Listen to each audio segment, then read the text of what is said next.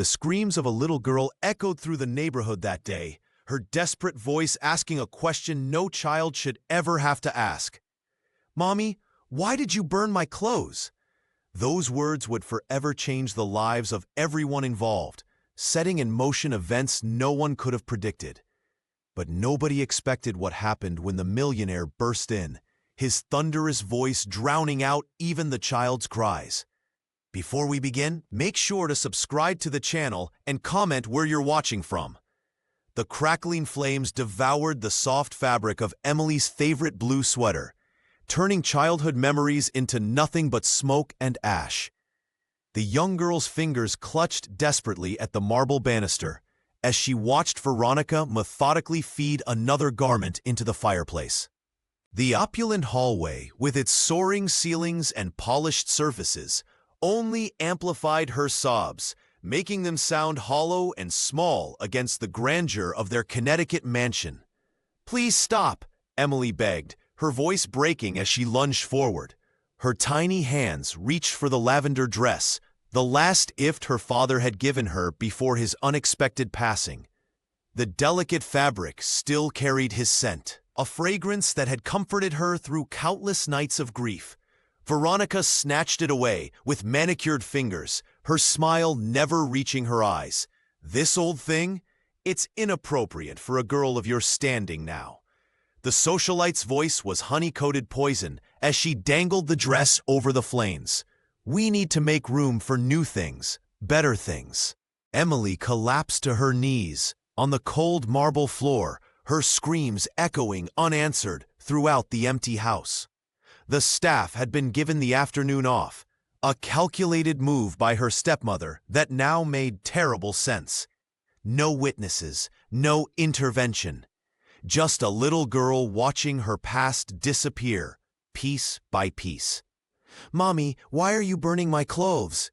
Emily whimpered, using the title that Veronica had insisted upon, despite the child's reluctance. The woman's face hardened instantly.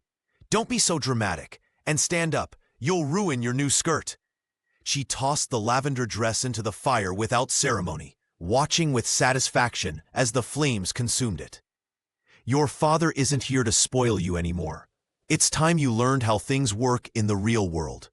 Emily's shoulders shook with silent sobs as she watched the last traces of her father's love curl and blacken. Her fingers instinctively moved as if holding a pencil, sketching invisible lines of comfort in the air, a habit she'd developed in the months since losing him. Art had become her refuge, her silent language when words failed. Veronica towered above her, silhouetted against the chandelier's light like a beautiful, terrible goddess. "Go to your room and clean yourself up. The Prestons will be here for dinner, and I expect you to behave appropriately."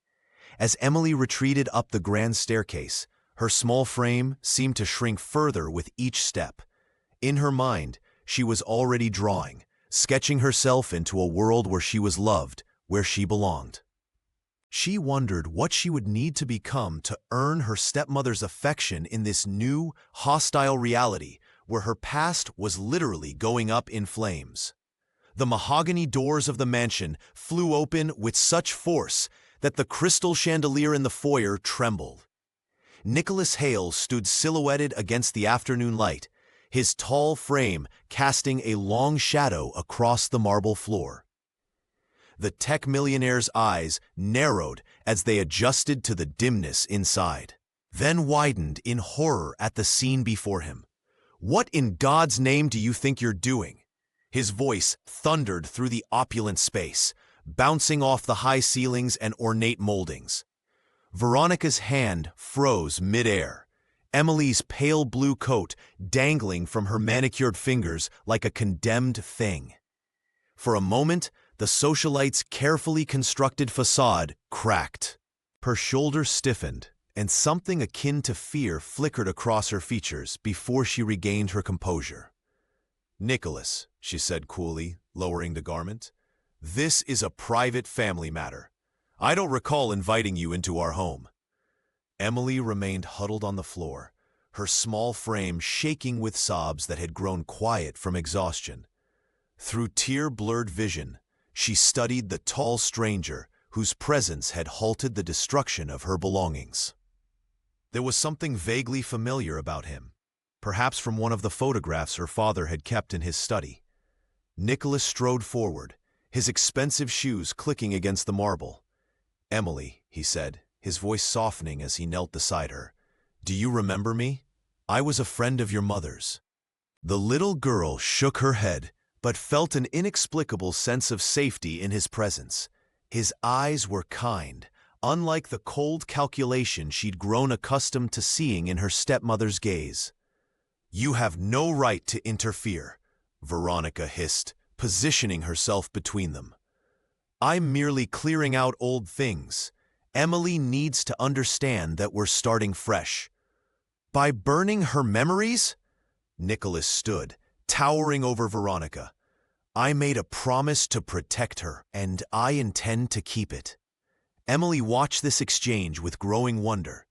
The man spoke of her mother, someone Veronica rarely mentioned, and of promises and protection.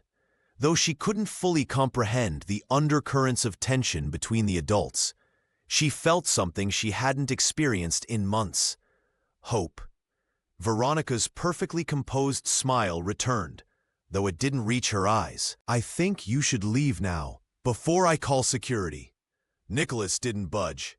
"Emily deserves better than this, and I will make damn sure she gets it." For the first time since her father's funeral, Emily felt that someone was truly seeing her, not as an inconvenience or a possession, but as a child worthy of defense. She didn't know who Nicholas Hale was to her family, or why he had appeared at this precise moment. But as he stood firm against her stepmother's icy stare, she dared to believe that perhaps her nightmare might eventually end. Nicholas Hale wasted no time after witnessing Veronica's cruelty. Within 48 hours, his legal team filed emergency custody papers with the Connecticut Family Court. The tech millionaire's resources allowed him to move swiftly, but even wealth couldn't guarantee justice in a system that favored biological connections and existing guardianship arrangements. "Your Honor, I've known Emily since she was born," Nicholas testified, his voice steady despite his inner turmoil. "Her mother made me promise to watch over her daughter if anything happened." The courtroom remained unmoved as Veronica presented a carefully curated persona. She arrived in modest yet expensive attire, projecting the image of a grieving widow struggling to connect with her stepdaughter. Her performance was flawless, tears precisely timed, voice breaking at perfect intervals. "I'm simply trying to establish boundaries," she explained to the judge. "Emily needs structure after losing her father. Mr. Hale's interference is confusing her during this delicate adjustment period."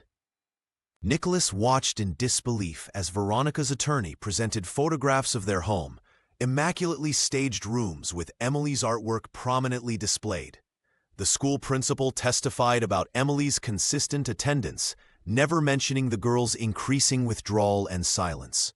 When the ruling came, it fell like a hammer. The judge, a conservative family court veteran, sided with Veronica, citing the importance of maintaining stability and respecting existing family structures. Nicholas clenched his jaw as the court granted Veronica full custody, with minimal visitation rights for him as a family friend. Outside the courthouse, reporters swarmed them. Veronica clutched Emily's hand too tightly, the child's face blank as camera flashes erupted around them. Nicholas caught Emily's eye briefly, trying to communicate without words that he wouldn't abandon her. The legal defeat only strengthened his resolve. That evening, Nicholas made two decisive calls, one to his real estate agent and another to a private investigator. If the system wouldn't protect Emily, he would create his own safety net. 3 weeks later, Nicholas signed papers for an estate just 2 miles from Emily's home. The property offered clear sightlines to her school route and featured extensive security systems. From this strategic position, he could monitor Veronica's activities while building a stronger case for custody. "We'll appeal immediately," his attorney advised, "but gathering evidence of ongoing mistreatment will strengthen our position." Nicholas nodded, staring at the photograph on his desk. Emily as a toddler, held by her mother. "I made a promise," he said quietly, "and I won't stop until she's safe." As movers arranged furniture in his new home, Nicholas watched Veronica's car pass by, Emily's small face visible in the back window. The girl's eyes widened in recognition, and for just a moment, Nicholas saw something he desperately needed to see: hope. Emily hunched over her math notebook, her pencil moving swiftly across the margins. In these small spaces of freedom, she created tiny masterpieces, sketches of her father's smile, the family mansion as it once was, filled with warmth instead of Veronica's icy perfection. The young girl glanced nervously over her shoulder, knowing her stepmother would confiscate even these small acts of remembrance if discovered. "No more of that childish scribbling," Veronica had declared 3 weeks earlier, tossing Emily's art supplies into the trash. "Focus on subjects that will make you valuable in society." But Emily couldn't stop. Art was her voice now, her only connection to the life before Veronica. Each morning, she carefully tore the sketched margins from her notebooks and folded them into tiny squares. These miniature letters, addressed to Nicholas Hale in her mind, were slipped into the bottom of her lunchbox, beneath her sandwich. The sensitive child had no way of knowing if her messages ever reached their destination. She simply left her lunchbox forgotten, in strategic locations around the school grounds, praying someone connected to her protector would find them. Sometimes she drew maps of the mansion's interior, marking with an X where Veronica kept important documents. Other times, she sketched scenes of her stepmother's carefully orchestrated cruelties, moments the smartphone never captured for Veronica's polished social media presence. At home, Emily's room underwent a transformation that broke her heart. Her beloved stuffed animals disappeared overnight, replaced by designer dolls still in their boxes, collectibles, not toys, Veronica had explained to the housekeeper within Emily's earshot. The walls, once covered with Emily's artwork, now featured framed professional photographs of Emily and Veronica smiling stiffly in matching outfits. "Smile wider," Veronica would instruct during their weekly photo shoots. "Remember, we're showing everyone how happy we are." But in the corners of her mind that Veronica couldn't reach, Emily's imagination flourished. She memorized the feeling of pencil against paper, the way shadows fell across faces, how to capture emotion with just a few lines. Each secret drawing was both rebellion and survival, a way to preserve her true self beneath the perfect daughter Veronica was sculpting for public consumption. One afternoon, Emily noticed the school custodian watching her as she tucked a drawing into her lunchbox. The girl froze, expecting punishment, but instead, the woman gave her a nearly imperceptible nod before turning away. Emily didn't know it yet, but her artistic breadcrumbs had finally found their way to Nicholas. Her silent pleas for help had been heard. Nicholas Hale paced the polished hardwood floors of his Connecticut estate, his reflection distorted in the rain-streaked windows. The tech millionaire couldn't shake the image of Emily's terrified face from his mind. Legal channels had failed her, but he refused to surrender to Veronica's manipulations. "I made a promise," he whispered to the empty room, reaching for his smartphone. The following morning, Nicholas met Margaret, Emily's former nanny, at a quiet cafe away from prying eyes. The elderly woman's hands trembled around her teacup as she recounted the changes in the household after Emily's father passed. "That poor child," Margaret said, her voice breaking. "I raised her since she was 2, until Veronica dismissed me without warning. Said Emily needed to outgrow childish attachments." Nicholas leaned forward. "Did you notice anything unusual about the legal arrangements? The will? Anything at all?" The nanny's eyes narrowed. There were documents on his desk the night before he died. Veronica was very interested in them. This confirmation fueled Nicholas's suspicions. He next arranged a discreet meeting with Catherine, Veronica's estranged sister. The family resemblance was striking, but where Veronica cultivated cold perfection, Catherine's face showed the warmth her sister lacked. "I've been waiting for someone to ask about Veronica," Catherine admitted, sliding a folder across the table. "She's done this before." Inside were newspaper clippings and court records detailing a pattern. Veronica attaching herself to wealthy, vulnerable men, isolating them from family, then mysteriously becoming the beneficiary of their assets. "She was briefly married to a banker in Massachusetts," Catherine explained. "His daughter from a previous marriage suddenly became troubled after Veronica moved in. The girl was institutionalized. 6 months later, her father died of natural causes." Nicholas felt ice in his veins. "And the inheritance? All to Veronica, naturally. The daughter received nothing." As days passed, their network expanded. The housekeeper secretly photographed documents in Veronica's study. The family lawyer, troubled by inconsistencies in the will, provided copies of the original drafts. Even the gardener reported overhearing Veronica's late-night phone calls discussing transfer dates and offshore accounts. In Nicholas's home office, now converted to a war room, the walls displayed a timeline of Veronica's deceptions. Bank statements showed suspicious transfers. Property records revealed hidden assets. Social media posts documented Veronica's carefully constructed facade. "She's built her entire identity on lies," Nicholas told his allies as they gathered around his dining table. "But we need irrefutable proof before we move." Margaret reached for a framed photo of Emily. "That child is running out of time. Every day with that woman chips away at her spirit." Nicholas nodded grimly. "Then we'll need to move faster. Emily's childhood is burning away before our eyes, and I won't let Veronica reduce her to ashes."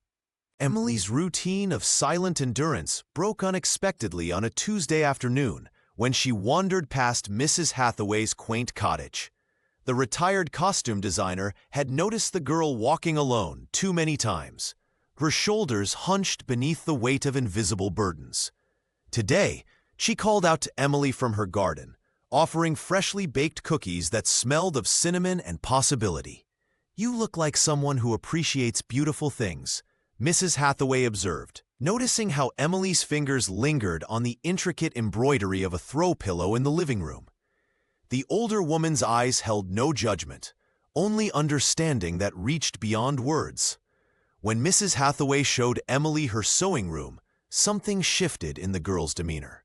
Surrounded by bolts of fabric in every imaginable color and texture, Emily's fingers trembled as they brushed against a lavender cotton that reminded her of the dress Veronica had burned, her father's last gift. "Would you like to learn?" Mrs. Hathaway asked, patting the chair beside her vintage Singer machine. "Creating something with your own hands can heal parts of you that words cannot reach." Their lessons began cautiously. Emily's first stitches were crooked, her cuts imprecise, but Mrs. Hathaway never criticized. Instead, she guided Emily's small hands with gentle patience, teaching her to feel the fabric's grain and understand its possibilities. The rhythmic hum of the machine became a meditation, drowning out Veronica's cutting remarks that echoed in Emily's mind. "My husband worked in theater for 40 years, Mrs. Hathaway shared one afternoon, showing Emily photographs of elaborate costumes she'd designed. "He always said that what we wear tells our story. Perhaps it's time you tell yours again." Emily began spending every spare moment at the cottage, careful to return home before Veronica could notice her absence. The sewing room became her sanctuary, a place where creation replaced destruction. She started with simple projects: a scarf, a pillowcase, then a simple skirt that reminded her of one she'd lost to the flames. Nicholas Hale discovered this new connection during one of his discreet check-ins with the neighborhood. The millionaire observed Emily through Mrs. Hathaway's window, her face transformed by concentration as she guided fabric through the machine. He approached the costume designer afterward, thanking her with emotion he rarely displayed. "She needs more than protection," Mrs. Hathaway told him firmly. She needs to remember who she was before that woman tried to erase her. By month's end, Emily had created a small collection of garments she kept hidden beneath her mattress at home. Each piece represented not just clothing, but reclaimed memories, tangible proof that what Veronica destroyed could be rebuilt. When Emily wore her self-made clothes beneath her school uniform, her posture straightened almost imperceptibly, a quiet rebellion taking root within her healing heart. Veronica Mitchell paced her marble-floored study, phone pressed to her ear as she spoke in hushed, urgent tones. Emily's growing confidence and the whispers about Nicholas Hale's presence in town were threatening the carefully constructed world she'd built. Something had to be done. "I'm concerned about Emily's behavior, Dr. Winters," she said, her voice dripping with manufactured concern. "The lying, the stealing. I've tried everything as her stepmother." The school director, eager to maintain relationships with Connecticut's elite families, readily agreed to a private meeting. By that afternoon, Veronica had presented fabricated evidence of Emily's troubled behavior. Torn pages from the girls' sketchbooks reframed as disturbing content. Missing items from the mansion conveniently blamed on theft. "We simply cannot tolerate this behavior at Westbrook Academy," Dr. Winters declared, folding his hands on his polished desk. Perhaps another educational environment would better suit Emily's special needs. Emily stood frozen in the hallway outside the principal's office, clutching her backpack as her last connection to normalcy was severed. The 10-year-old's eyes remained dry. She had learned months ago that tears only fueled Veronica's satisfaction. "I understand completely," Veronica responded, placing a manicured hand on Emily's shoulder with just enough pressure to seem supportive to onlookers, while silently communicating a warning. "We'll find somewhere more appropriate." That evening, Veronica hosted a small gathering of influential Connecticut mothers in their living room.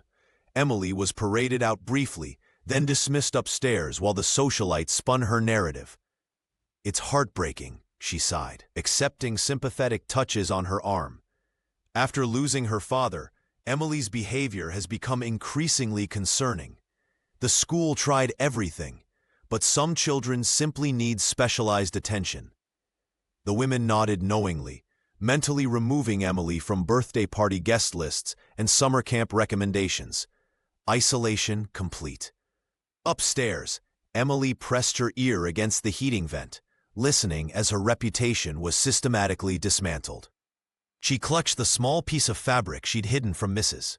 Hathaway's lessons, the only thing that still felt real.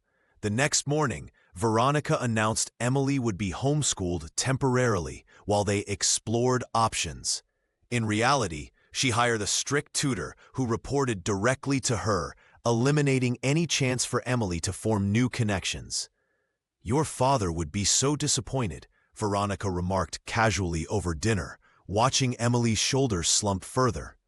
"But we'll fix you yet." As Emily retreated to her bedroom that night, she found her art supplies had been replaced with etiquette books and appearance-focused magazines. The message was clear: conform or disappear entirely. Veronica's grip was tightening, squeezing out any remaining spark of the child's former self. Nicholas Hale sat in his home office, fingers tapping rhythmically against the polished mahogany desk.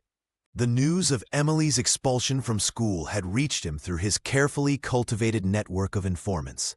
He couldn't let Veronica win this round. "This ends now," he muttered, reaching for his smartphone. 3 calls and $400,000 later, Nicholas had secured Emily a place at Westbrook Academy, one of Connecticut's most prestigious private schools. The tech millionaire arranged everything through a shell foundation, ensuring his name appeared nowhere on the paperwork.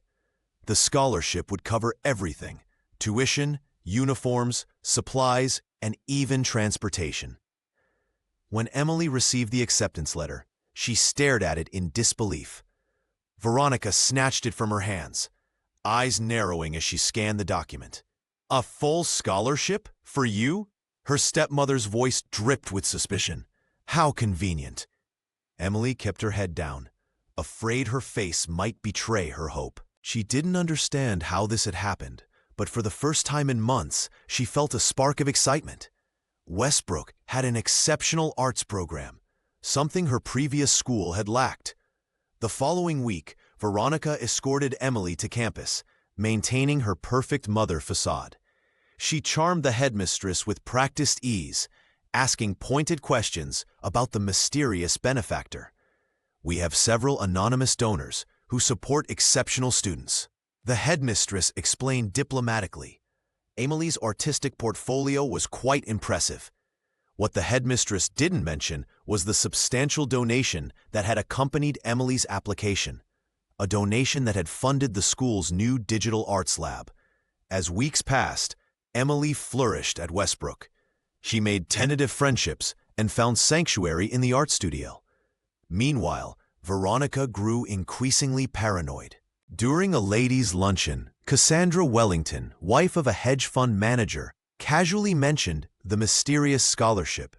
"It's rather unusual for a full ride to appear out of nowhere," Cassandra remarked, sipping her champagne. "Especially mid-year." The whispers spread through Connecticut's elite circles. Some suggested Nicholas was behind it. Hadn't he been unusually interested in Emily's welfare since her father's death? Others hinted at romantic motives, wondering if he was trying to get closer to Veronica through the child.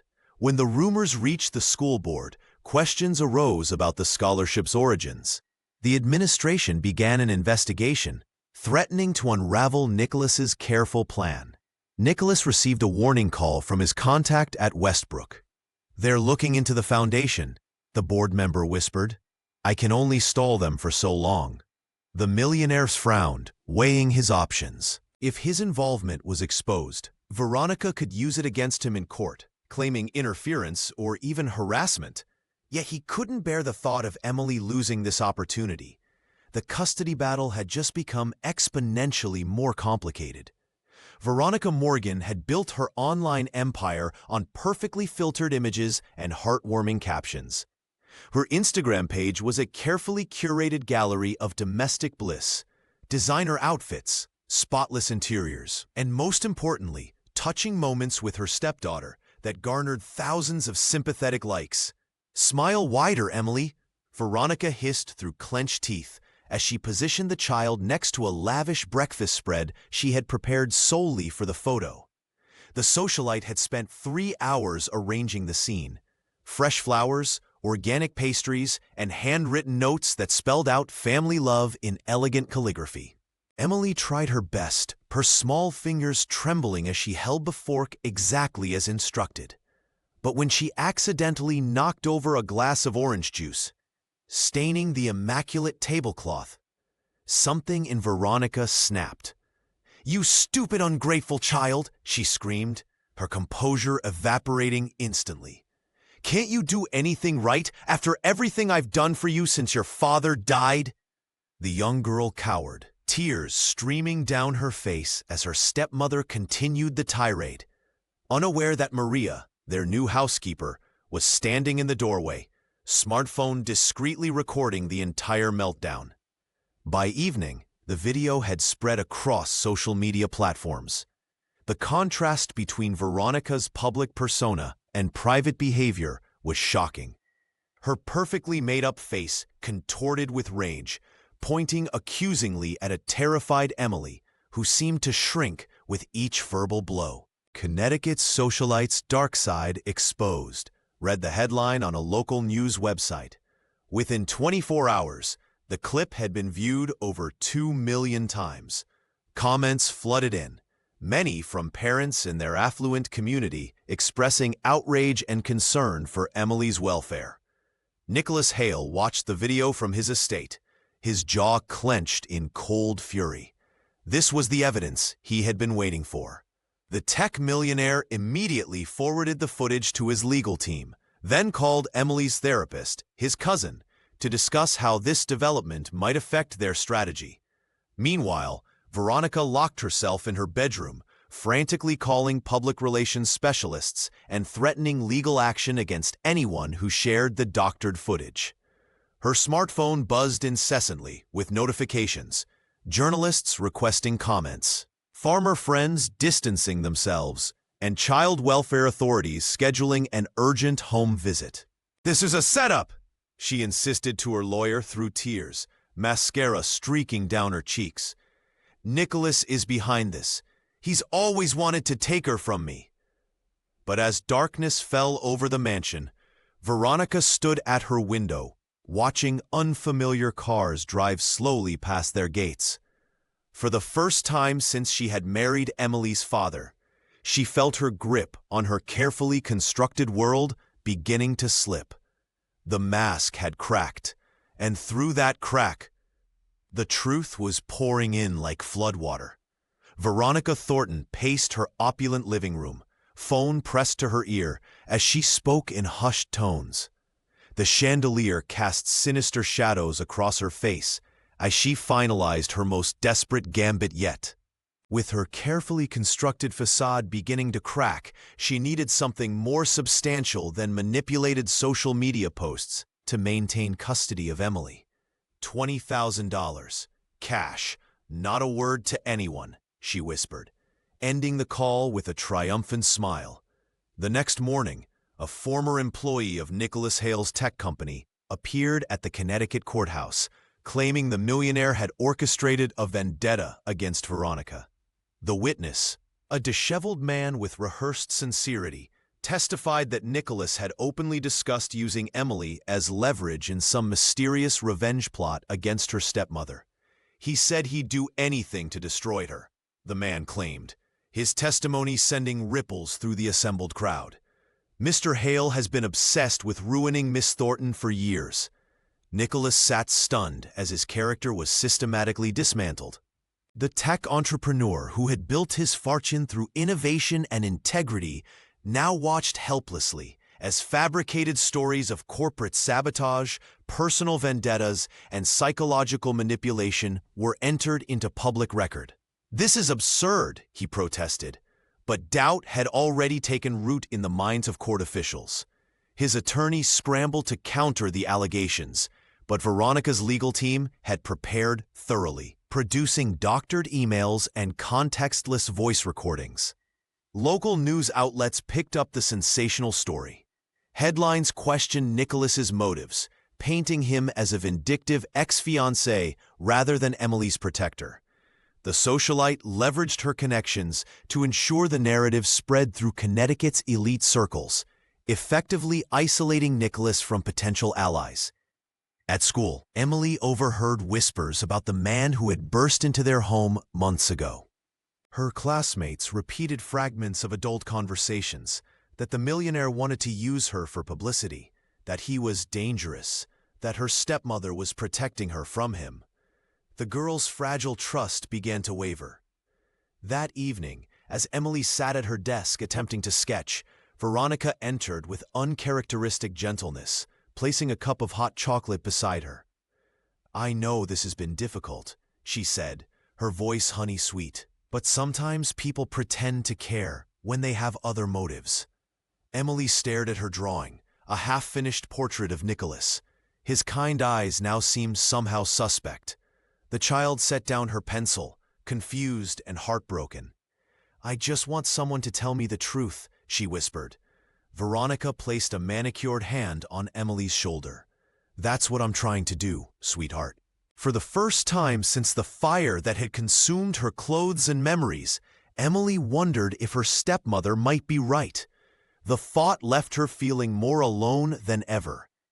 Rain lashed against the windows of the mansion as Emily huddled in her bedroom, clutching her latest creation, a blue cotton dress she'd sewn under Mrs. Hathaway's guidance. Thunder cracked overhead, but the storm outside was nothing compared to the tempest raging within her. Earlier that day, Veronica had discovered her sketchbook and torn it to pieces before her eyes, calling her drawings worthless scribbles. The young girl wiped away tears as she packed a small bag with her hand-sewn clothes. Each garment represented hours of sanctuary in Mrs. Hathaway's warm living room, away from her stepmother's cold scrutiny. Emily slipped on her raincoat and waited until the household fell silent. The grandfather clock in the hallway struck midnight as she crept down the marble staircase, wincing at every creak. The rain soaked through her clothes within seconds of stepping outside. Instinctively, she headed toward Nicholas Hale's estate, the only place she felt truly safe. The tech millionaire had given her a small card with his address months ago, whispering that she could come anytime. Lightning illuminated her path as she trudged through muddy back roads, her small frame battered by wind and rain. By dawn, Emily arrived at Nicholas's gates, shivering and exhausted. The security guard recognized her immediately and rushed her inside.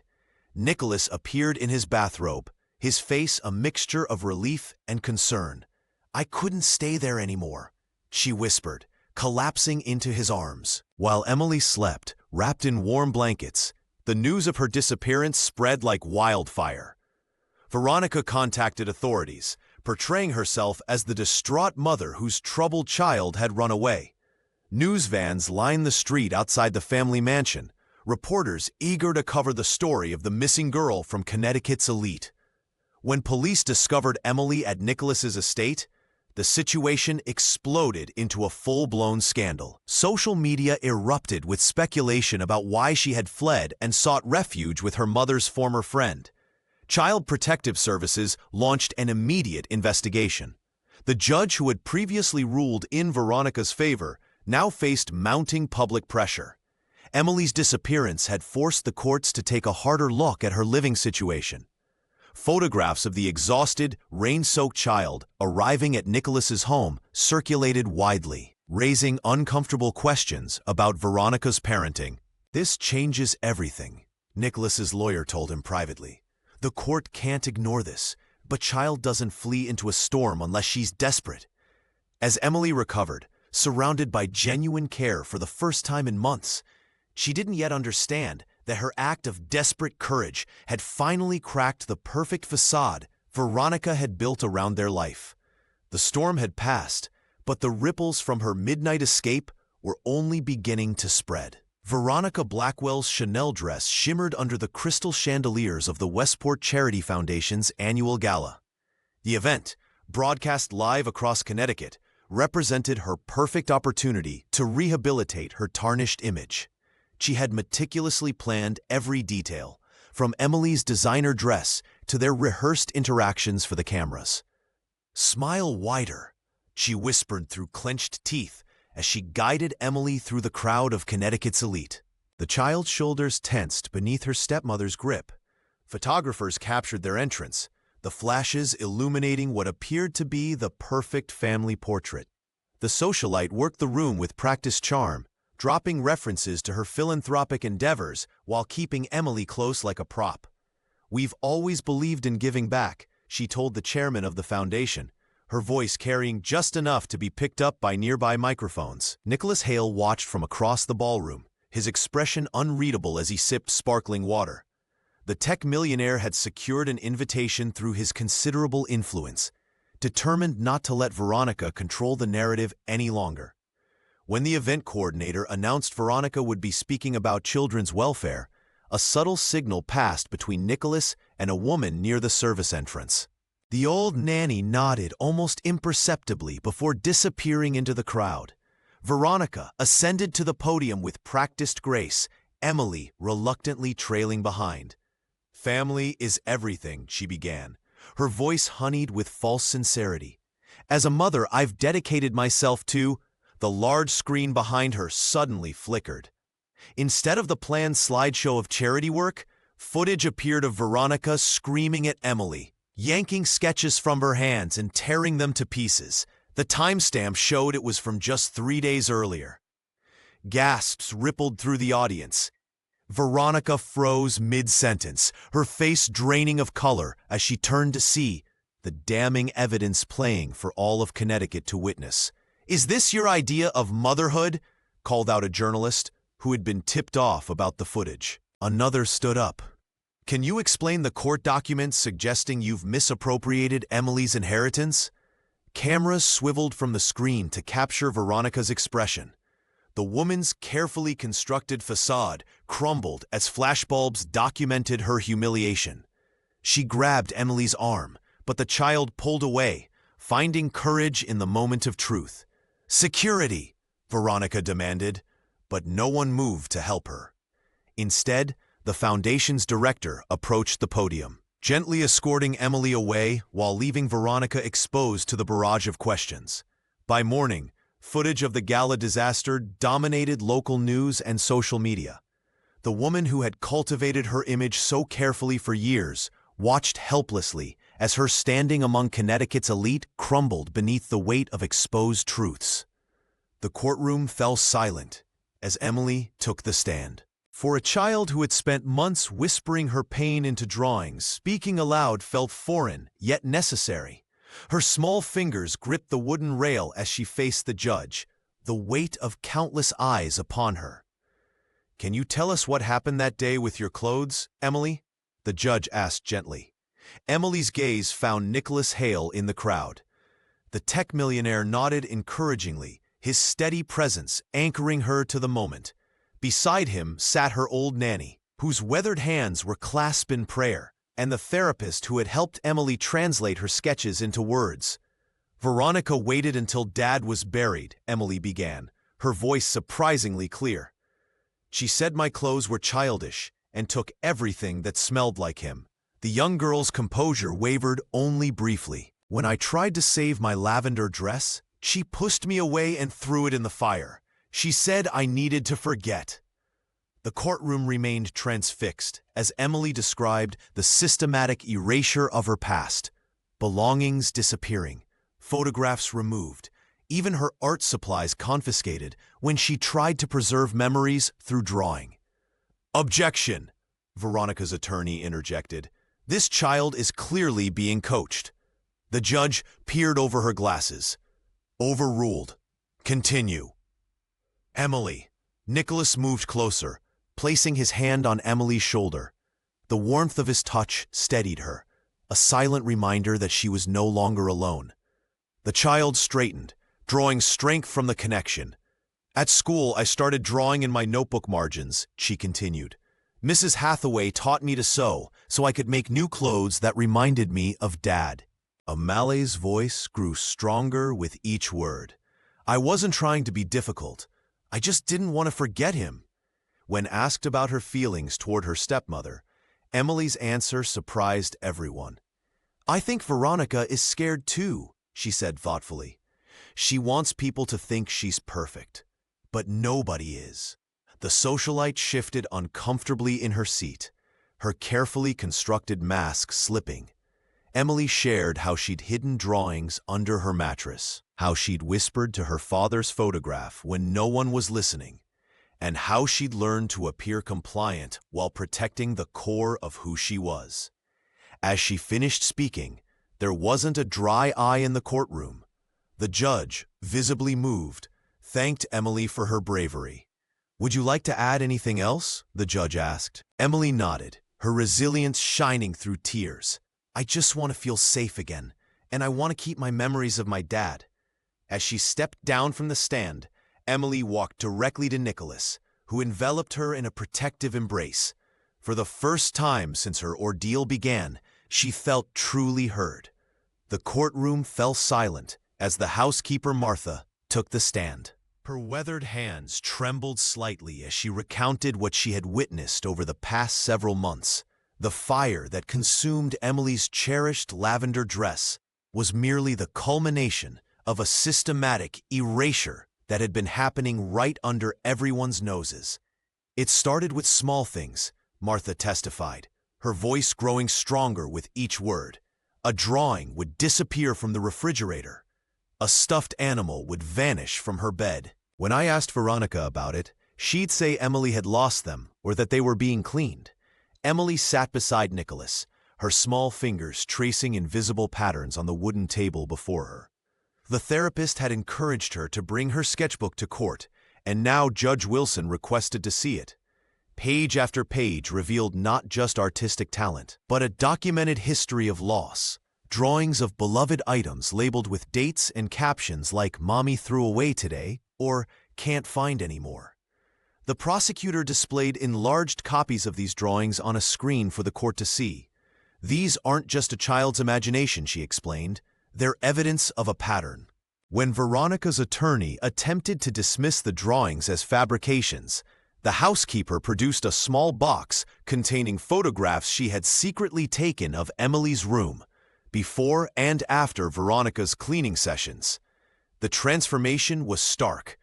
A child's vibrant space systematically stripped of personality and memory.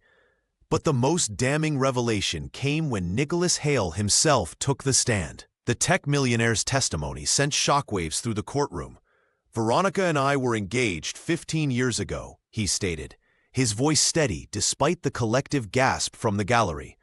"I ended our relationship after discovering her manipulation of my family and friends." He described how Veronica had systematically isolated him from loved ones, fabricated stories about his colleagues, and even destroyed meaningful possessions from his past, a pattern eerily similar to her treatment of Emily. "When I learned she had married James, Emily's father, I was concerned but had no grounds to interfere. After his death, when I saw what was happening to Emily, I recognized the behavior immediately." Veronica's face remained impassive, but her knuckles whitened as she gripped the edge of her chair. Her carefully constructed facade began to crumble as Nicholas produced letters from their engagement period, letters that revealed the same controlling patterns she now exhibited with Emily. The judge reviewed the evidence thoughtfully, his gaze moving between the composed millionaire, the rigid socialite, and the small girl whose artistic hands had ultimately documented her own salvation. The truth, buried for so long, was finally emerging from the ashes. The courtroom fell silent as Dr. Alexandra Bennett took the stand. The therapist's warm demeanor had been Emily's anchor for months, guiding the young girl through art therapy sessions that slowly rebuilt her confidence. Now, as Alexandra raised her right hand to be sworn in, nobody expected the revelation that followed. "Dr. Bennett, please state your relationship to the parties involved," the judge requested.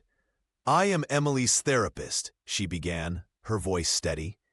"But I must disclose that I am also Nicholas Hale's cousin." Gasps rippled through the courtroom. Veronica's attorney leapt to his feet, crying foul play and demanding a mistrial. Emily, seated beside her advocate, looked confused but not afraid. "Your Honor," Nicholas's lawyer interjected, "Dr. Bennett is a licensed therapist with impeccable credentials. Her relationship to Mr. Hale was deliberately withheld to prevent any perception of bias in her professional assessment of Emily's condition." The judge called both attorneys to approach the bench. Their hushed conversation lasted several minutes before he made his ruling. "The court will allow Dr. Bennett's testimony," he announced. "Her qualifications are not in question, though this arrangement is unusual." Alexandra explained how Nicholas had approached her after his initial custody petition failed. Emily needed someone who could help her heal while also documenting the psychological impact of her home environment, someone who could protect her from within the system. Court records were presented showing that Alexandra had maintained detailed, objective notes on Emily's progress. Her professional ethics had never wavered. She had simply been part of a larger safety net woven around the vulnerable child. "Emily didn't just have one advocate," Alexandra continued. "She had many. The old nanny, who kept in touch through coded messages, Mrs. Hathaway, who taught her to sew when her creative outlets were restricted, and others who recognized her suffering." The therapist described how this network had communicated through careful channels, sharing concerns while ensuring Emily received consistent support. "We became the family she needed when her own failed her." Veronica sat rigid in her chair, her perfectly manicured nails digging into her palms. The socialite's carefully constructed narrative was unraveling thread by thread. The judge reviewed Alexandra's case notes, nodding thoughtfully. "It appears that rather than compromising the process, this network may have been essential to Emily's well-being." As Alexandra stepped down, Emily reached for her hand, squeezing it gently.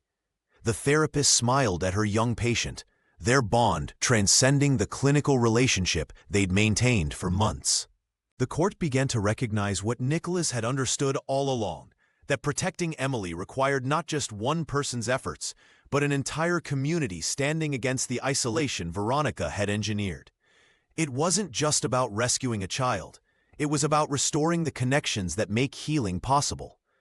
The night before the final custody hearing, Emily sat nervously on the edge of her bed in Nicholas Hale's guest room. Her fingers traced invisible patterns on the comforter as she tried to imagine what tomorrow would bring. A gentle knock interrupted her thoughts. "May I come in?" It was Martha, the old nanny who had cared for Emily since she was a toddler. The woman's familiar weathered face appeared in the doorway, her hands concealing something behind her back. "I've been keeping something safe for you, sweetheart," Martha whispered, stepping into the room. "Something I couldn't let her destroy." From behind her back, Martha produced a garment bag. With trembling fingers, she unzipped it to reveal the lavender dress, the very one Veronica had thrown into the fire months ago. Emily gasped, her hand flying to her mouth. "How did you—" she began, unable to finish her sentence, as tears welled in her eyes. "I pulled it from the flames when she wasn't looking," the nanny explained, smoothing the delicate fabric. "Burned my hands something awful, but I couldn't bear to see it go. Your father bought this for your 5th birthday." Emily reached out, her fingers hesitant as if touching a ghost. The dress was slightly singed at the hem, but otherwise intact. As she held it to her chest, the familiar scent of lavender enveloped her. Her father had always kept dried lavender in his closets, a habit from his own childhood. "It still smells like him," Emily whispered, burying her face in the fabric. Martha nodded, wiping away her own tears. "He loved you more than anything in this world, child." Nicholas appeared in the doorway, stopping short at the scene before him. Understanding dawned on his face as he recognized the significance of what Emily held. "I thought it was gone forever," Emily said, looking up at him with glistening eyes. "Some things can't be destroyed so easily," he replied softly. "Just like you, Emily." That night, Emily slept with the dress beside her pillow. The familiar scent transported her through memories. Her father teaching her to ride a bike, reading bedtime stories, proudly displaying her artwork on his office walls. Each memory strengthened her resolve. In the morning, when she dressed for court, Emily wore a necklace she had made with Mrs. Hathaway, a small lavender flower preserved in resin. The dress itself remained safely at Nicholas's estate, but she carried its essence with her. As she walked into the courtroom, Emily felt a strange new certainty. The lavender dress had returned more than just a memory. It had restored her connection to who she was before Veronica had tried to erase her. With each step toward the witness stand, Emily felt her father's presence guiding her forward, giving her the courage to finally tell her complete story. Nicholas Hale had been meticulously planning for weeks. The tech millionaire arranged what appeared to be an exclusive business partnership with Veronica, one that promised to elevate her social media influence to unprecedented heights.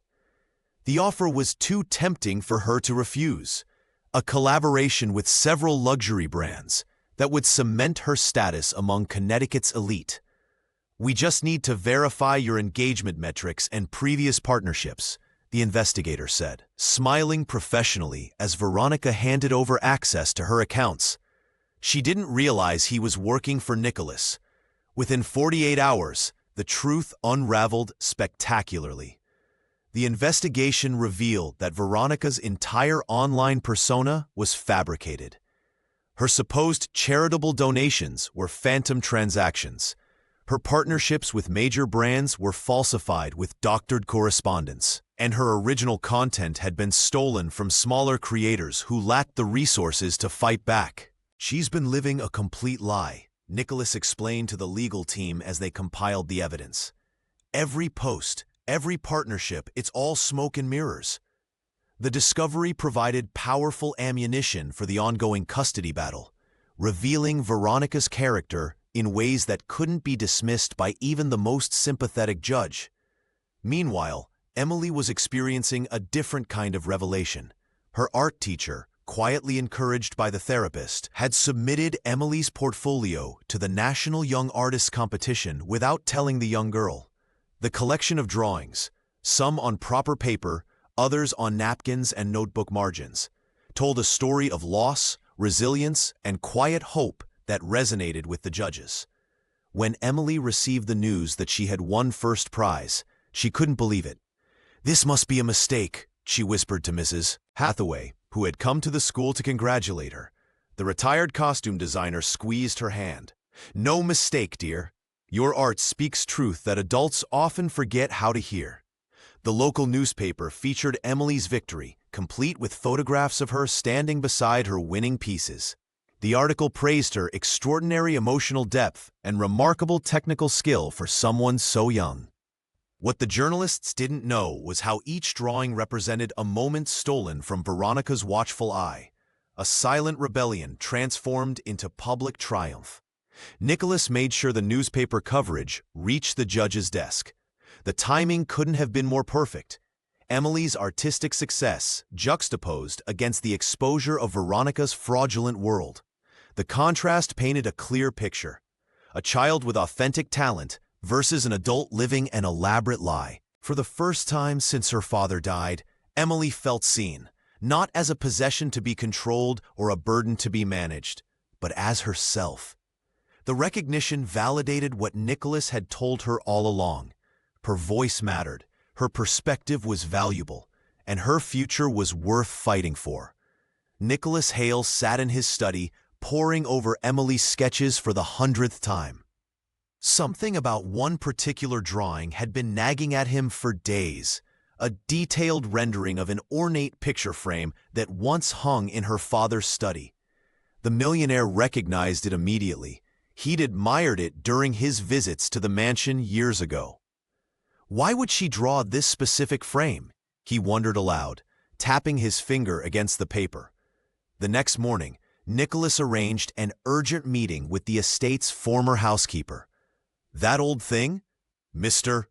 Harrison was peculiar about it," the woman recalled. "Never let anyone dust it properly. Said it held more than just a photograph." With renewed purpose, Nicholas drove to the mansion while Veronica attended a social luncheon. Using his connections, he gained access through a sympathetic caretaker. The frame still hung in the study, now displaying a portrait of Veronica herself, a calculated replacement of family history. Carefully removing it from the wall, Nicholas felt unusual weight in the wooden backing. His fingers discovered a hidden compartment, revealing yellowed papers folded inside, the original unaltered will of Emily's father. As he read through the document, his hands began to tremble. The will explicitly stated that Emily was the sole beneficiary of her father's fortune, with a trusted family friend named as guardian, not Veronica. More shocking still, attached was an investigation report proving that Veronica's marriage certificate was forged. She had never legally married Emily's father at all. "She had no right," Nicholas whispered, understanding washing over him like a cold wave. "No legal claim to Emily or the estate." The next day in court, the atmosphere crackled with tension as Nicholas presented the evidence. The judge examined the documents, calling in forensic experts who confirmed their authenticity. Emily sat quietly, her small hands folded in her lap, watching as her stepmother's carefully constructed world collapsed. "These documents prove conclusively that Veronica Harrison has committed fraud," the judge announced, her voice stern. "She forged marriage documents, altered the deceased's will, and falsely claimed guardianship of a minor to gain control of substantial assets." Veronica's face drained of color as she realized her schemes had finally unraveled. The socialite's lawyer attempted to object, but the evidence was irrefutable. Emily's inheritance, her home, and her future had been systematically stolen through elaborate deception. The court fell silent as the judge nullified Veronica's legal standing with a single signature. Emily reached for Nicholas's hand, squeezing it tightly. For the first time since her father's death, justice seemed possible. The truth, preserved in a simple picture frame and captured by a child's observant eye, had finally set the stage for the reckoning that was long overdue. The courtroom fell silent as the judge's gavel struck with finality. Veronica stood frozen, her carefully constructed world crumbling around her. The evidence was irrefutable. Forged documents, financial fraud, and years of psychological abuse laid bare for all to see. Her perfectly manicured nails dug into her palms as Nicholas Hale approached her outside the courtroom. "It's over," he said quietly, his voice steady. "But I'm offering you one last choice." The tech millionaire's face betrayed no emotion as he outlined her options. She could accept a modest trust fund, enough to live comfortably but far from the luxury she craved, and disappear forever from Emily's life. Or she could face criminal charges, public humiliation, and almost certain imprisonment. "You're being generous," Veronica hissed, her composure slipping. "Why?" Nicholas leaned closer. "Not for you. For Emily.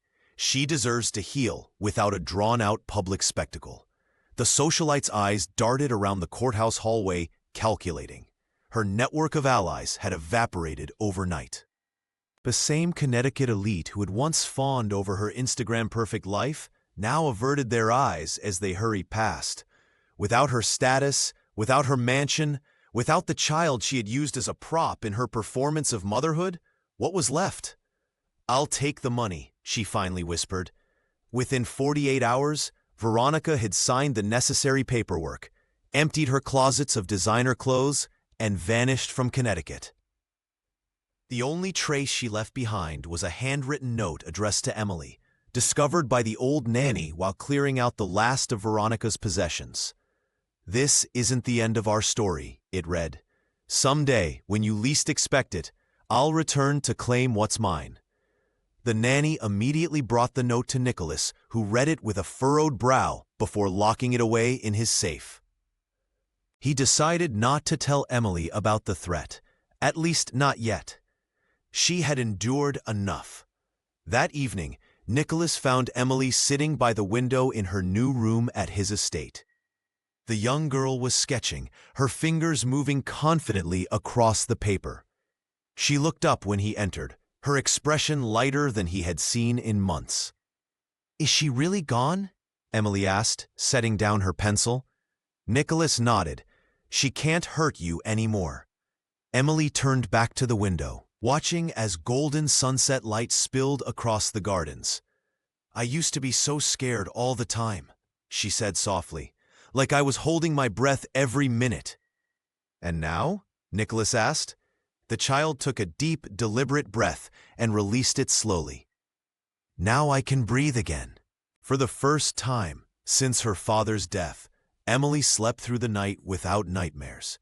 The marble halls that once echoed with Emily's desperate pleas now rang with laughter. 6 months after the final hearing, Nicholas Hale stood beside her in the courthouse, his hand steady on her shoulder, as the judge finalized the adoption papers. The moment felt surreal, a culmination of promises kept and battles won. "Congratulations, Emily Hale," the judge said warmly. The new name felt right on her tongue, as she repeated it silently to herself. Nicholas knelt down, his eyes meeting hers. "Your mother would be so proud of you," he whispered. The tech millionaire, who had once seemed like a mysterious guardian angel, was now simply her father, the words still new but growing more comfortable each day. Outside the courthouse, Mrs. Hathaway waited with a handmade quilt stitched from fabric scraps that Emily had collected during their sewing lessons. The retired costume designer had become a fixture in their lives.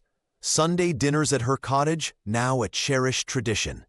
"For your new bedroom," she said, pressing the gift into Emily's hands. The girl traced the intricate patterns, recognizing pieces of the clothes she'd sewn during those dark days, transformed now into something beautiful and whole. Emily's art studio in Nicholas's estate, no, their home, had become her sanctuary. Her paintings, once hidden in notebook margins, now adorned the walls of galleries across Connecticut. The proceeds from her first exhibition had been donated to support children in similar situations, turning her pain into purpose. The old nanny visited often, bringing stories of Emily's parents that filled crucial gaps in her memory. Each tale was another thread reconnecting her to a past Veronica had tried to erase. The therapist, Nicholas's cousin, still met with Emily weekly, though their sessions now focused less on healing wounds and more on building strength. Sometimes at night, Emily still dreamed of Veronica. The socialite had disappeared to Europe with her trust fund, occasionally appearing in obscure social media posts. Those glimpses no longer frightened Emily. They reminded her of how far she had come. That evening, Nicholas hosted a small gathering to celebrate the adoption. As Emily moved through the crowd in her favorite lavender dress, rescued from the flames and carefully restored, she felt a sense of belonging that had once seemed impossible. "Ready for the next chapter?" Nicholas asked, joining her on the terrace. Emily nodded, looking out at the stars. Every sacrifice, the lost innocence, the public scrutiny, the painful testimonies, had led to this moment. Justice had come not through vengeance, but through truth, perseverance, and the courage to rebuild from ashes. "I'm ready," she said, her voice strong and clear. The little girl who once screamed unheard was gone. In her place stood a young artist with a future as vast as the night sky above them.